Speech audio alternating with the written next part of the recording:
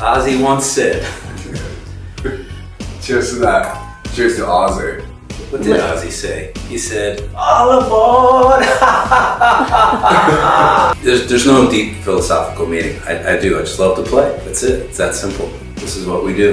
This is what we do. This is what we do. And Hellraiser, I hadn't thought about it. Again, philosophically, you know, I love the song. I know the song, and when Brandon asked me to be on it, to join him on his tune, I thought, yeah. And then I listened to the lyrics, like, wow, it actually never sunk in. Like, yeah, you know. Sometimes I say this is too much, but I know I'm a liar. You know how many times I've been that hangover morning on the tour bus. You're like, you know what? I'm done. I'm never doing it again. And that's total. Then you keep doing it over and over. That's total bullshit. Because I'm a masochist. No, I'm just kidding. Because it's really the only lifestyle I see for myself, and it's like that connection with people. Every time you go on the road, you spend so many hours and days on the bus, in a van, into a hotel, into another car. All of that is worth it because you're connecting with the people who have been waiting for you to show up and give it some rock and roll.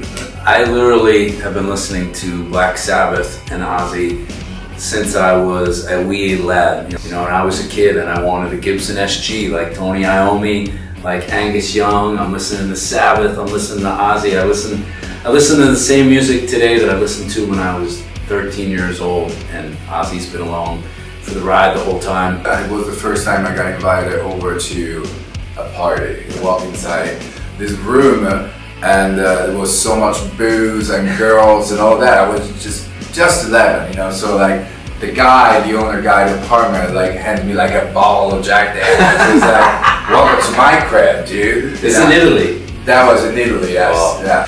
And then it's just like, are you into Ozzy Osbourne? And I'm like, well, I never heard of Ozzy Osbourne actually. So it's like, well, I got a record for you, and it was Speak of the Devil by Ozzy, the live show album, you know.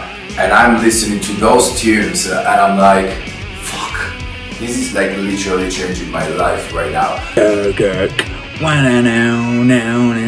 know, and I remember I was like, what is this? Blew my mind, and then I got heavily into riffs and combining melodies. You could still have kind of pop melodies with disgusting slow riffs and things, and that was my introduction to the world of Ozzy, and the rest is history. There will never be another Ozzy Osbourne, and there's bittersweet in that, you know, but what an amazing career, what a trailblazer, and an incredible legacy to have left behind, you know, for him and his family. Favourite Ozzy moment?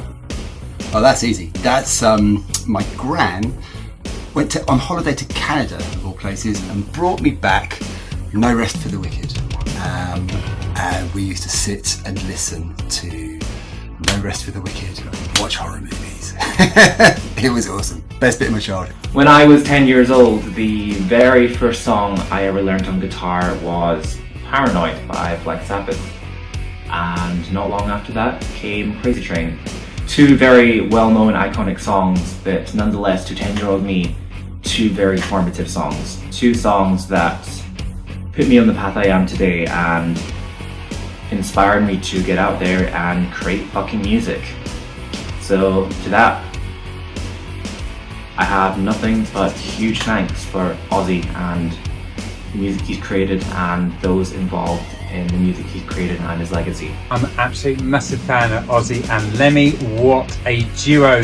I never got to see Lemmy, but I saw Ozzy twice. Once as the original Black Sabbath at Ozfest, I think it was 2001, and straight after in 2002, Ozzy with Zakk Wylde. Incredible experience, really influenced me, and here I am now. So I love you, Ozzy, I love you, Lemmy, and I love you all. Thank you.